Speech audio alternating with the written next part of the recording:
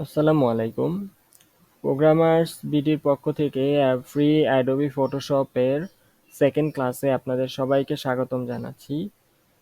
গত ক্লাসে আমরা দেখেছিলাম যে কিভাবে আপনি একটি ডকুমেন্ট সেট আপ করবেন এবং এগুলো যদি আপনি হারিয়ে ফেলেন তাহলে এগুলোকে কিভাবে আপনি আপনার আবার এই জায়গাগুলোতে ফ্লোটিং বারে নিয়ে আসতে পারেন সেটা আমরা দেখেছিলাম।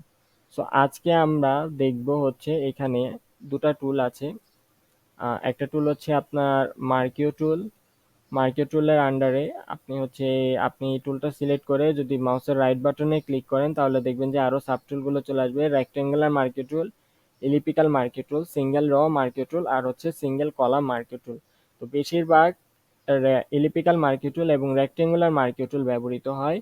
সো আমরা এই দুটার কাজ দেখব আর মুভ টুলের কাজটা দেখব। তো শুরুতেই যদি আমরা এখানে চলে যাই, এখানে এসে আমরা যদি রেক্টেঙ্গুলার মার্কিও টুলটা সিলেক্ট করে আমরা যদি ধরে ড্র্যাগ করি তাহলে দেখা যাচ্ছে যে আমরা একটা শেপ নিতে পারছি। সো এখন এই শেপের মধ্যে এই সিলেকশনের মধ্যে এই যে যে ঝিরঝিরি অংশ এটাকে বলা হয় সিলেকশন। এই সিলেকশনের মধ্যে আমরা হচ্ছে কালার অ্যাপ্লাই করব। এই দুটো হচ্ছে কালার প্যালেট। উপরেরটাকে বলা হয় ফরগ্রাউন্ড কালার, নিচেরটাকে বলা হয় ব্যাকগ্রাউন্ড কালার। আমরা যদি উপরের কালারে ডাবল ক্লিক করি তাহলে আমরা হচ্ছে কালার নিতে পারবো।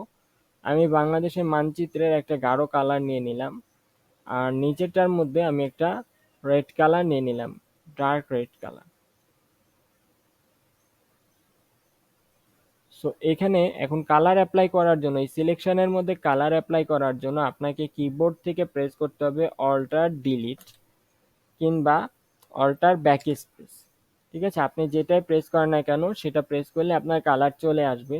অবশ্যই কালারগুলো আমরা হচ্ছে লেয়ারের উপরে ফেলবো।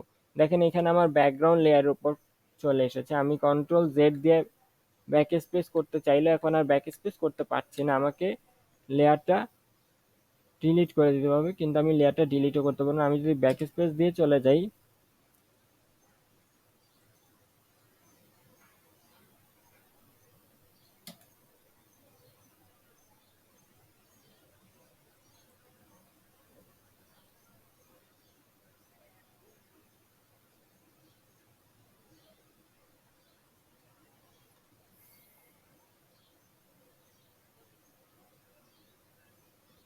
তো এরকম ভুল করলে আপনাকে অবশ্যই একটু ওয়েট করতে হবে।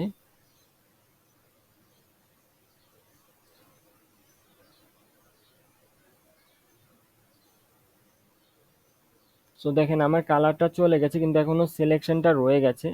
সো আমরা এখন কি করব, এখান থেকে একটা লেয়ার নিয়ে নিব। এই যে দেখেন এখানে ক্লিক করলে ডিলিট বাটনের পাশে ক্লিক করলে আপনি একটা লেয়ার নিতে পারবেন। এখন যদি আমি অল্টার ব্যাক স্পেস প্রেস করি তাহলে আমার কালারটা পড়ছে। এখন এই সিলেকশনটা দূর করার জন্য আপনাকে কিবোর্ড থেকে প্রেস করতে হবে কন্ট্রোল ডি। আমরা কন্ট্রোল ডি প্রেস করার মাধ্যমে এটা সিলেকশনটা দূর করতে পারলাম। এখন আমি যদি মুভ টুলটা নিয়ে আমি যদি এখানে বরাবর করে রাখি তাহলে আমার হয়ে যাবে। এরপরে দেখেন রেক্ট্যাঙ্গুলার মার্কিও টুলের ভিতরে আরো একটা টুল আছে যেটার নাম হচ্ছে ইলিপ্টিক্যাল মার্কিও টুল। এখন আমরা যদি চাচ্ছি যে দেখেন আমরা নর্মালি ড্র্যাগ করলে কিন্তু এটা একটা যে কোনো শেপে আমরা নিতে পারছি, ছোট বড় চাপানো গোলানো এরকম আমরা শেপ নিতে পারছি। কিন্তু আমি চাচ্ছি যে আমার একটা পারফেক্ট শেপ হবে। সো আমরা পারফেক্ট শেপ নেওয়ার জন্য আমরা কি করতে পারি, আমরা হচ্ছে কিবোর্ড থেকে শিফট প্রেস করে যদি ড্র্যাগ করি, শিফট অল্টার প্রেস করে যদি আপনি ড্র্যাগ করেন আপনার রেশিওটা ঠিক থাকবে। সো আপনি শিফট অল্টার প্রেস করে ড্র্যাগ করলেন। এবার ড্র্যাগ করে আমরা এখানে দেখেন আমি ছেড়ে দিলে কিন্তু যেখান থেকে ছেড়েছি ওখানেই চলে আসছে। সো আমি আবার নিব, শিফট অল্টার ধরে আমি ড্র্যাগ করলাম।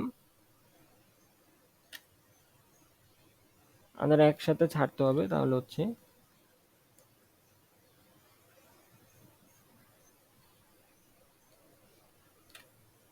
ওকে। এবার যদি আমরা কিবোর্ড থেকে কন্ট্রোল ডিলিট প্রেস করি তাহলে আমাদের ব্যাকগ্রাউন্ড কালারটা অ্যাপ্লাই হবে, কন্ট্রোল ডিলিট। সো এবার আমরা কি করব, এটাকে নিয়ে আমরা মাঝখানে বসিয়ে দিব। সো দেখেন আবারও আমি ভুল করে ফেলেছি। সো আমার এখন কি করতে হবে, আমার এটার মধ্যে আমি যদি কন্ট্রোল চেপে এটার মধ্যে ক্লিক করি তাহলে আমাদের সিলেকশনটা আবার চলে আসবে। সো আমি চাইলে এই সিলেকশনটাকে আর দূর করতে পারছি না, কারণ হচ্ছে আমার দুটো আমি আবারও নিতে হবে। সো আমরা এই লেয়ারটাকে ডিলিট করে দিব।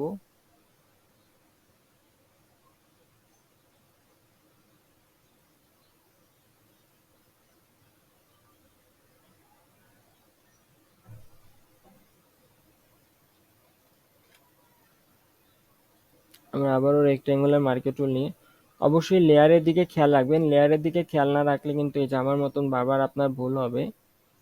সো লেয়ারের দিকে অবশ্যই খেয়াল রাখবেন। আর একটা নতুন লেয়ার নিয়ে নিলাম। এখানে অল্টার ডিলিট প্রেস করলাম, কন্ট্রোল ডি প্রেস করলাম। তারপর আমরা এলিপ্টিক্যাল মার্কে টুল নিলাম, আরেকটা লেয়ার নিলাম। এখানে শিফট অল্টার ধরে আমরা একটা রেশিও অনুযায়ী ড্র্যাগ করে ছেড়ে দিলাম।